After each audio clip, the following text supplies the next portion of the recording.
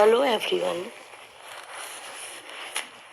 Today I am going to explain second chapter of history of class 10th. I think first chapter of history will be understood by you people. Second chapter name is Nationalism in India. This chapter is very important from the view of board exams. So listen carefully.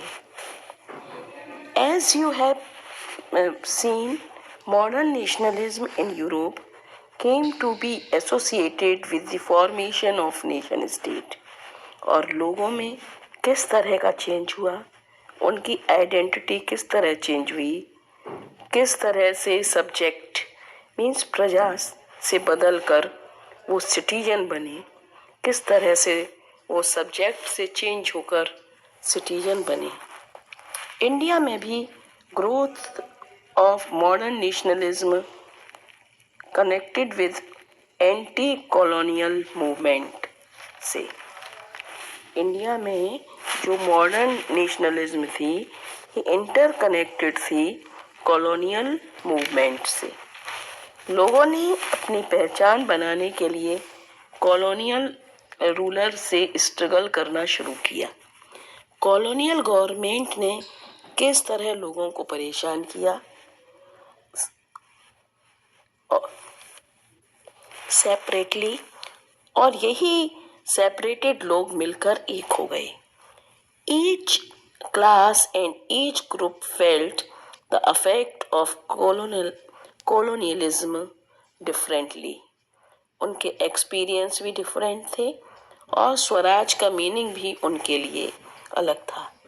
In this chapter we will read non cooperation movement, civil disobedience movement. हम पढ़ेंगे किस तरह कांग्रेस ने freedom movement में शुरू किया और different social group किस तरह से मूवमेंट में पार्टिसिपेट करने लगे। फर्स्ट सेक्शन इस चैप्टर का है द फर्स्ट वर्ल्ड वॉर, खिलाफत एंड नॉन कोऑपरेशन।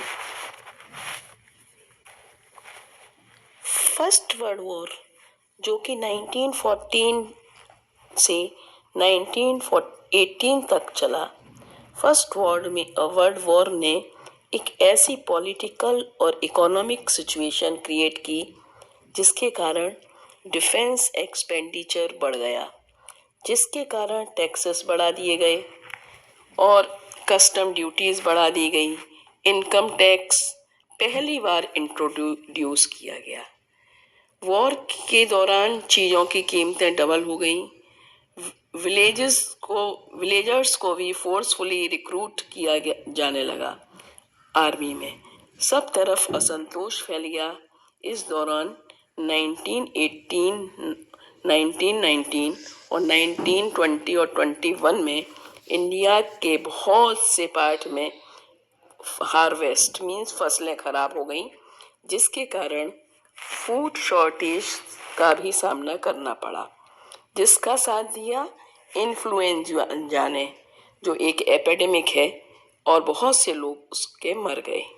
इसी समय इस सिचुएशन में वर्ल्ड मैप पर एक ऐसे नेता का आगमन हुआ जिसे हम महात्मा गांधी कहते हैं। He suggested a new mood off struggle, now the idea of Satyagraha. Mahatma Gandhi came back in 1915 from South Africa. He introduced a new method of mass agitation, is called satyagraha. The idea of satyagraha emphasized that the power of truth means एक सच्चाई में कितनी ताकत होती है, ये सत्याग्रह हमें बताता है। इनका मानना था अगर कॉज राइट है, कारण सही है और स्ट्रगल अनजस्ट के खिलाफ है, अगर हम अनजस्ट के खिलाफ लड़ें, अनजस्टिस के खिलाफ लड़ें, इनजस्टिस के खिलाफ लड़ें और स्ट्रगल तो फिजिकल फोर्स की कोई ज़रूरत नहीं होती। एक सत्याग्रही को नॉन वायलेंस से बिना वायोलेंट के ही लड़ाई जीत सकता है। After arriving in India, Gandhi ji successfully organized satyagraha movement in various places. उन्होंने जगह जगह सत्याग्रह मूवमेंट किए। First movement was in 1917 in Champaran, Bihar में, जहाँ पर ये लड़ाई अगेंस्ट थी ऑपरेसिव प्लांटेशन सिस्टम के। मीन्स वहाँ पर लोग अपने लिए गेहूं चावल नहीं उगा पा रहे थे, बल्कि कॉमर्शियल क्रॉप करने के लिए कंपेल किया जा रहा था। तो फर्स्ट जो उन्होंने सत्याग्रह मूवमेंट लिया वो चंपारण, बिहार में था, और जिसका मेन कॉज था against the oppressive plantation system. Again in 1917 वो खेरागढ़ गए, जो कि गुजरात में है, और वहाँ पर भी उन्होंने फार्मर्स का, पीजेंट्स का साथ दिया, जो कि क्रॉप फेल्योर होने के कारण, फसल खराब हो जाने के कारण, और प्लेग में और एपिडेमिक के कारण वो अपना रेवेन्यू नहीं दे पा रहे थे, मीन्स लैंड टैक्स नहीं दे पा रहे थे, और वो रेवेन्यू को कम करने की मांग कर रहे थे। इसके लिए गांधी जी ने खेड़ा के फार्मर्स का साथ दिया और वहाँ सत्याग्रह मूवमेंट 1917 में ही लॉन्च किया। थर्ड जो उन्होंने लड़ाई लड़ी सत्याग्रह, वो था अहमदाबाद में कॉटन मिल वर्कर्स के साथ। वहाँ पर उनकी जो वर्किंग कंडीशन थी वो बहुत ख़राब थी, उनकी वेजेस अच्छी नहीं थी। तो गांधी जी ने कॉटन मिल वर्कर का साथ दिया 1918 में, और तीनों ही ये सत्याग्रह जो मूवमेंट थे ये बहुत सक्सेसफुल हुए। Now here is a question, name any two methods used by Gandhi ji to fight against the Britishers. Again listen. Name two methods used by Gandhi ji to fight against the Britishers. So you have to write answer. Point number 1, Satyagraha. In point number 2, non-violence. Two methods are first Satyagraha and second non-violence. Now one question also there. Question is, what was Satyagraha? Name any two places where Satyagraha was launched by Gandhi ji. So answer is, Satyagraha was a non-violent method of mass agitation against the oppressor. The idea of Satyagraha emphasized the power of truth and the need of search for truth. Now, two places. First, Champaran in 1917. Gandhiji launched the Satyagraha to inspire the peasants to struggle against the oppressive plantation system. Point number 2, Kheda. In again 1917, he launched the Kheda Satyagraha to support the peasants who were not in the position to pay the revenue due to the crop failure.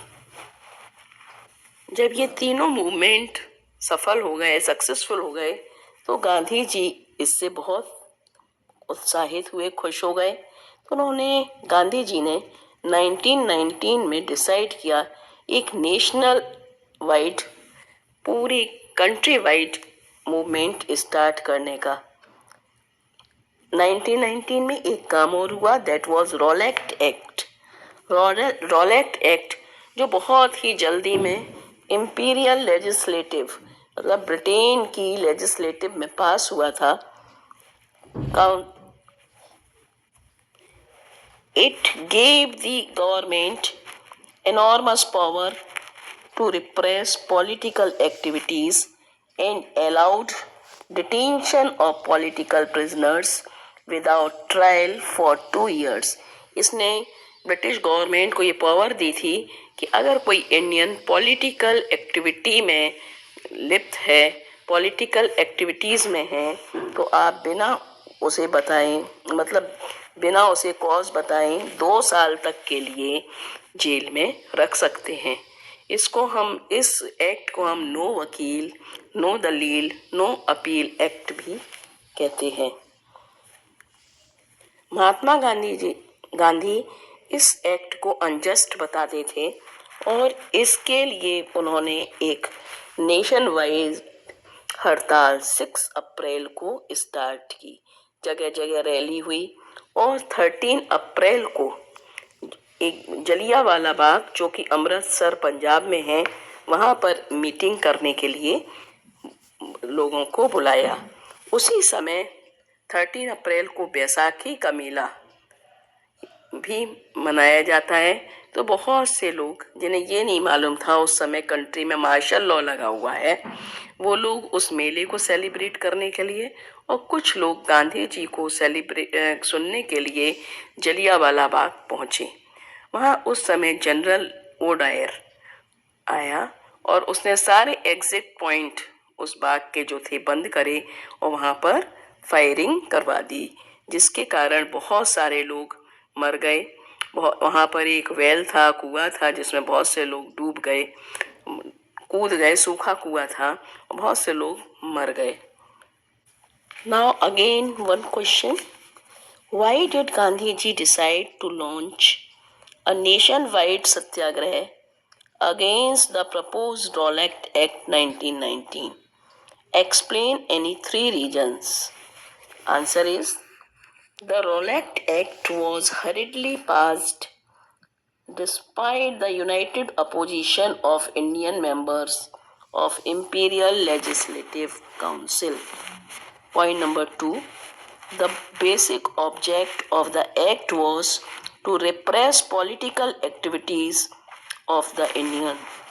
Point number 3, the act was unjust as it allowed detention of political prisoners without trial for 2 years. Point number 4, Mahatma Gandhi had already tested his satyagraha method of resistance in Champaran, Kheda and Ahmedabad. आज के लिए इतना ही। Thank you.